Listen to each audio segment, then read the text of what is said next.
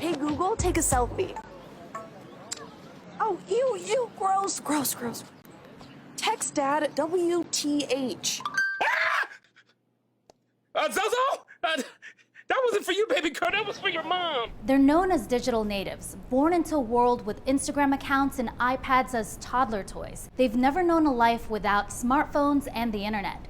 This is Generation Z, born between the mid-1990s and mid-2010s.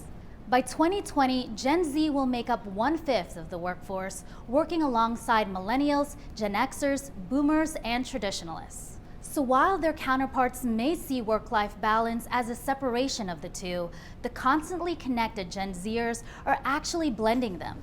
That's according to 17-year-old Jonas Stillman, a Gen Zer whose insights into his generation have earned him consulting gigs with Fortune 500 companies. Stillman calls work-life balance arguably the most outdated model because, as everyone knows, work isn't really even a place anymore. It lives on our phones, it lives on our watches, it lives on our computers, and Gen Z will push for a model called work-life blend, where we know that work and life happen 24 hours a day, 7 days a week. This work-life blend is happening in what Stillman calls the phygital world, a blend of the physical and digital worlds. For Gen Zers, an office can be anywhere, anytime.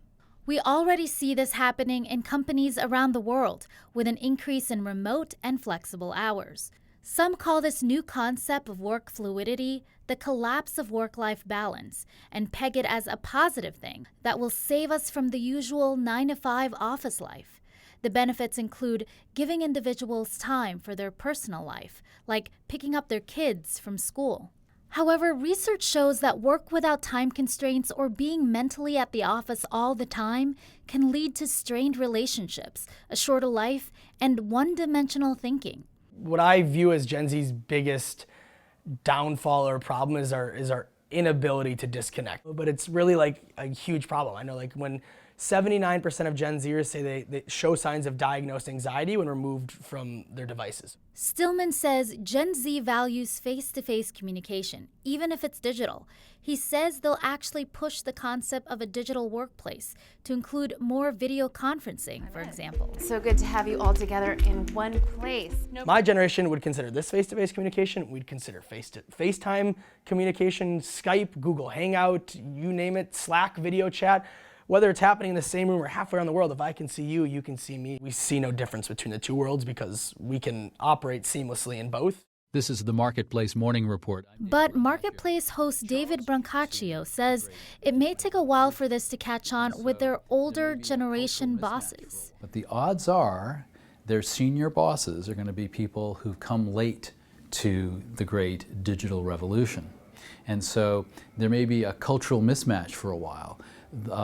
As the bosses think of approaches, management approaches, dealing with the workforce, that's based on old school. If managers want to engage Gen Zers, Stillman says they can start by valuing their tech and digital knowledge. It's really one of the first times in history that you have a generation entering the workforce and being an authority figure on arguably the most important factor in that of technology and innovation. And if you're a manager and you invite those conversations in, say, hey, you know what, we were looking to change the way we communicate around here, or we're looking for a better communication board for our clients, and you value that as a manager, you're gonna have a great relationship. Stillman says it's too soon to judge Gen Zers the way that millennials are being criticized by earlier generations. And if you understand that and you start treating us as each generation as unique people and understand that there's no one's right, no one's wrong, better or worse, is when you really, really will understand how to operate and not only engaging Gen Z in the workforce, but how to fully capitalize on what we now have as one of the biggest multi-generational workforces.